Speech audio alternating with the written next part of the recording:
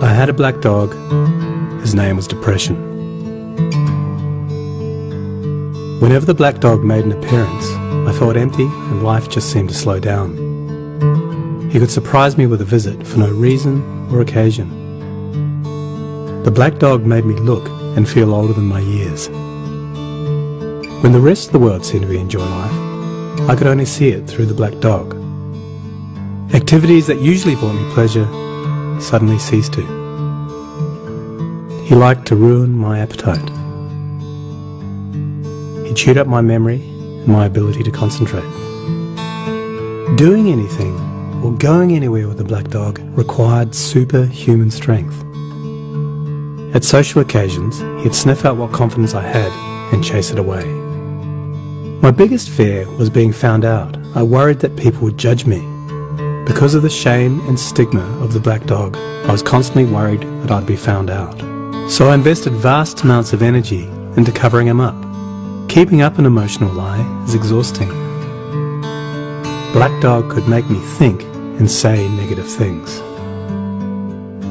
He could make me irritable and difficult to be around. He would take my love and bury my intimacy. He loved nothing more than to wake me up with highly repetitive and negative thinking. He also liked to remind me how exhausted I was going to be the next day.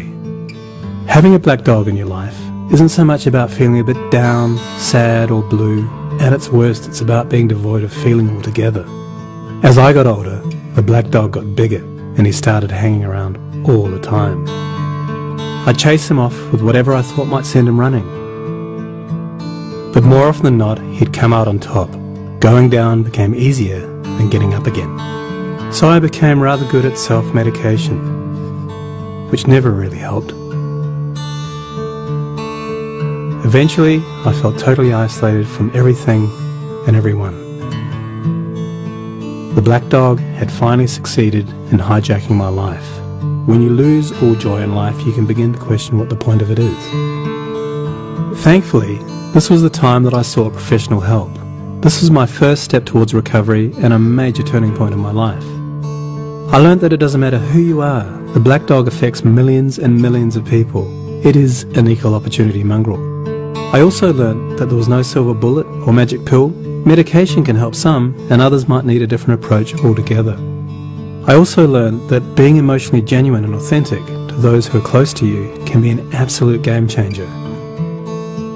Most importantly, I learnt not to be afraid of the black dog, and I taught him a few new tricks of my own. The more tired and stressed you are, the louder he barks, so it's important to learn how to quiet your mind. It's been clinically proven that regular exercise can be as effective for treating mild to moderate depression as antidepressants, so go for a walk or a run and leave the muck behind. Keep a mood journal. Getting your thoughts on paper can be cathartic and often insightful. Also keep track of the things that you have to be grateful for. The most important thing to remember is that no matter how bad it gets, if you take the right steps, talk to the right people, black dog days can and will pass. I wouldn't say that I'm grateful for the black dog, but he's been an incredible teacher. He forced me to reevaluate and simplify my life. I learnt that rather than running away from my problems, it's better to embrace them. The black dog may always be part of my life, but he'll never be the beast that he was. We have an understanding.